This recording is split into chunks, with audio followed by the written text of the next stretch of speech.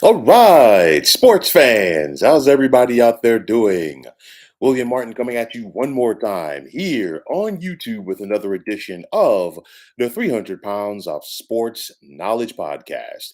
Now, the 2022 Final Four is set to begin tomorrow night in New Orleans, and it will be very interesting as this quartet will be each represented by a different shade of the color blue. Want to start off with the first national semifinal tomorrow night. You're going to have the number two seed out of the South region, the Villanova Wildcats of the Big East Conference, taking on the top seed out of the Midwest region, the Kansas Jayhawks out of the Big 12 Conference. Now, these two teams have met three times previously in the NCAA tournament, with the winner of each game winning the national title. Now, for Villanova, how are they going to replace the contributions of Justin Moore? And of course, he had that horrific injury. He tore his Achilles at the end of their victory in the South Regional Championship against Houston. And when you think about what Moore brings to the table, nearly 15 points per game, nearly 5 boards, he's also a great facilitator, and he's also another ball handler, and he's a playmaker. So that's going to be important to see who's going to step up there. You still have Colin Gillespie, the Big East Player of the Year at guard. You also have some talent on this team with the likes of Jermaine Samuels, Caleb Daniels, and Eric Dixon. But the loss of Justin Moore is going to be big and going to hurt Villanova in this contest. On the flip side for Kansas, you look at this team, and the Jayhawks are the only one seed that made it through to New Orleans. But this team is really just flying under the radar. And they've done that for the most of the year. And that's a credit to their head coach, Bill Self. But I mean, there's talent on this Kansas team: Christian Braun, Jalen Wilson, David McCormick, and of course, Oche Agbaji, just to name a few as far as the talent that Bill Self has on his team. And you think about two of the better coaches of this generation, and I'm talking about Jay Wright for Villanova. He already has two national championships to his credit. And this is the fourth time that he's taken the Wildcats to the Final Four. And on the flip side, for Bill Self, he's seeking his second one. But you think about the several trips that Bill Self has made with Kansas to the Final Four, and I don't think that Bill Self honestly gets the credit he really deserves for the job that he has done over the years with this program in Lawrence.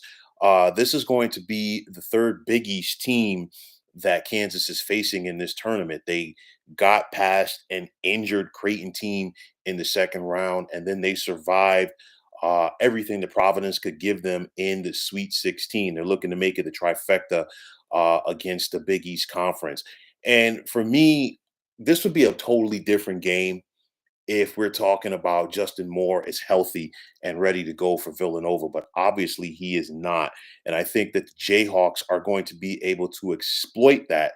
Thus, I'm going to take Kansas to win tomorrow night by the score of 72-60.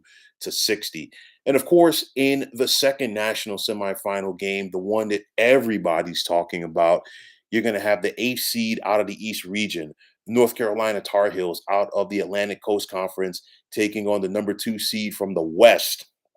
And I'm talking about the Duke Blue Devils, also out of the ACC.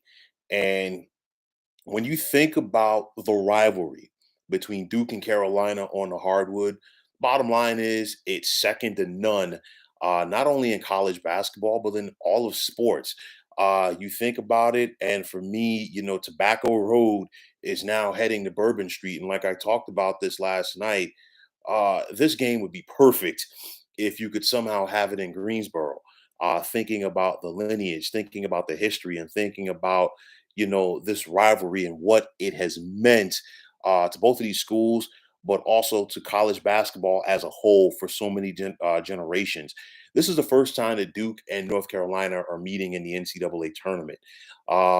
They've both been to a Final Four in the same year. You go back to 1991. That was Coach K's first time cutting down the nets. He beat UNLV and Kansas in that one, and North Carolina fell to Kansas in the national semifinal. But for Coach K, he's going to get another shot at UNC. And I say that because these two teams split the regular season meeting. And of course, Duke went to Chapel Hill, got the best of North Carolina, and then the Tar Heels returned a favor in Coach K's final game in Durham. And, Coach K wasn't thrilled about that. And, he vowed vengeance basically. And, Duke has been a different team since then, as has Carolina. Both of these teams have really fed off of that final game. We've seen North Carolina, play their best. We saw them dominate Marquette in their first game, in their first round game of this tournament. That first half against Baylor was tremendous, and they were able to survive, and they found a way to escape from Baylor, the top seed in the East, in overtime. And then, taking out UCLA, a team that made the Final Four last year, and then in the East Regional Final, North Carolina was able to do what nobody else had been able to do so far this tournament. Not just beat St. Peter's, but they sped them up. And of course, they did it in a hostile environment because a lot of the people there were rooting for St. Peter's, and North Carolina found a way to win that game. So that's a credit to them. And of course, their first year head coach in Hubert Davis, who has taken over this program from the now retired Roy Williams. And of course, there's talent at North Carolina, like there always is. And you think about what Brady Manick brings to the table, Armando Bacot, Caleb Love, and RJ Davis. But on the flip side for Duke, like I said, this is Coach K's final ride. And the Devils have been a different team. Number one, since their loss to North Carolina to end the regular season, and then after losing to Virginia Tech in the ACC tournament final. Now, for the Blue Devils, they have really been tested in this NCAA tournament. Michigan State is always a tough out. Make no mistake about it. And Duke got the best of them and then some in round number two. They then had the dance with Texas Tech in the Sweet 16, and the Red Raiders are another very formidable team. And there weren't a lot of teams that were playing better basketball than Arkansas heading into this tournament. And Duke was able to get past them in the West Regional Final. You look at Paolo Banchero, he has really taken his game up to another level in this NCAA tournament, playing like a guy who's going to get picked early in the NBA draft later this year. You also have Wendell Moore Jr., Mark Williams, Trevor Keels, and AJ Griffin as guys that Mike Krzyzewski is going to lean on as he looks to get past Carolina and get to the championship game on Monday night. Like I said, Duke has been playing a lot better since their last meeting with North Carolina. But at the end of the day, like I said last night, when you get Duke and Carolina in a contest together, you simply throw out the rule books because, you know, of this rivalry, many different things can happen, you name it. But the bottom line is North Carolina has a chance to end Coach K's career, or Coach K has an opportunity to finish his last, or at least get one more win against North Carolina. And neither team wants to, you know, bend, so to speak. Neither team wants to give in. But I think that Coach K has really dug it in to his team leading up to this game. Hubert Davis has dug it into his team as well. This is going to be a fantastic game. But I think Duke finds a way to pull out late. And I'm going to take the Blue Devils in this contest by the score of 78-69. So, folks, those are my picks for tonight, for tomorrow night's national semifinals and the Final Four. And as always, I want to take this time out to thank you for tuning into the 300 Pounds of Sports Knowledge podcast here on YouTube. I want to take the time out to thank all of you fine folks out there for tuning in. And if you have not already, please feel free to subscribe to this channel. Now, if you're on Twitter, please feel free to follow me at 300 Pounds of Sports. And like I always say, if you follow me, it'll be my pleasure to follow you right back. There's also the sports discussion group on Facebook at the Sports Depot 365. You can check it out. Drop a line and be a part of one of the better sports debating sites going on social media. And before I go any further, big shout outs to Demo for checking in. Yeah, it has been wild in this tournament. Of course, like I said, Kansas being the only one seed to make it through. We saw Kentucky get knocked out very early in this tournament. We saw Auburn get knocked out very early in this tournament. We saw the Big Ten Conference take it on the chin. They got 9 teams into the field of 68, Only two were able to get to the Sweet 16, and none of them even made the regional final in their respective brackets or regions for that matter.